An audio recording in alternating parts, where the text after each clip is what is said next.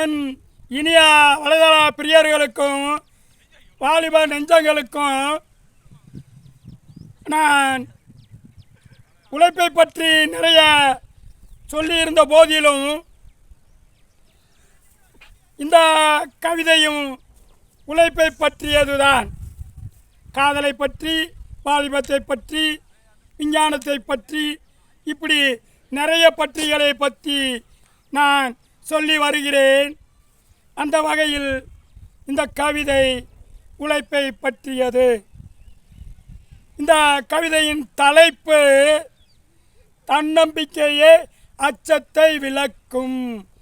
தலைப்பு தன்னம்பிக்கையே அச்சத்தை விலக்கும். உழைப்பை கேடயமாக்கி போராடு, இயற்கையும் பயணிக்கும் உன்னோடு. மனித இனமே, உழைப்பை கேடயமாக்கி போராடு, இயற்கையும் பயணிக்கும் உன்னோடு.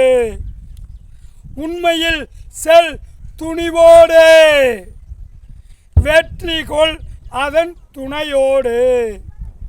வாலிப நெஞ்சங்களே, உண்மையில் செல்லுங்கள் துணிவோடு, வெற்றி கொள்ளுங்கள் அதன் துணையோடு. மனதிற்கு துணிவே நம்பிக்கை, ஆனால் வெறுமையே நம்பிக்கையற்ற வாழ்க்கை. நன்றாக புரிந்து கொள்ளுங்கள். மனதிற்கு துணிவே நம்பிக்கை, ஆனால் வெறுமையே நம்பிக்கையற்ற வாழ்க்கை. வெறுமையாய் வாழ்வதா வாழ்க்கை? வாலிபர்களே, வெறுமையாய் வாழ்வதா வாழ்க்கை? முதலில் உங்களை உறுதிப்படுத்திக் கொள்வதே வாழ்க்கை. வெறுமையாய் வாழ்வதா வாழ்க்கை? முதலில் உங்களை உறுதிப்படுத்திக் கொள்வதே வாழ்க்கை. கொள்கையற்ற மனிதனின் பயணம் அது எப்படி வாழ்க்கையை விரும்பும்?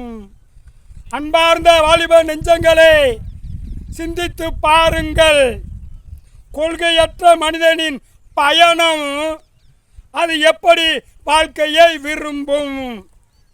கொள்கையை உங்களை வரையறுக்கும். உங்கள் தன்னொழுக்கமும் அதற்கு துணை நிற்கும். உங்களின் கொள்கையே உங்களை வரையறுக்கும். உங்கள் தன்னொழுக்கமும் அதற்கு துணை நிற்கும். தன்னெழுச்சியாய் எழட்டும் ஒழுக்கம், ஆனால் அதில் எழக்கூடாது கலக்கம். தன்னெழுச்சியாய் எழட்டும் ஒழுக்கம், ஆனால் அதில் எழக்கூடாது கலக்கம். கலக்கம் அது கொடுக்கும்.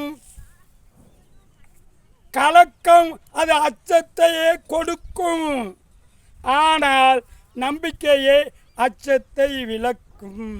வாலிப நெஞ்சங்களே, வாலிப உள்ளங்களே, இளைய தலைமுறையினரே, கலக்கம் அது அச்சத்தையே கொடுக்கும், ஆனால் தன் நம்பிக்கையே அந்த அச்சத்தை விலக்கும்.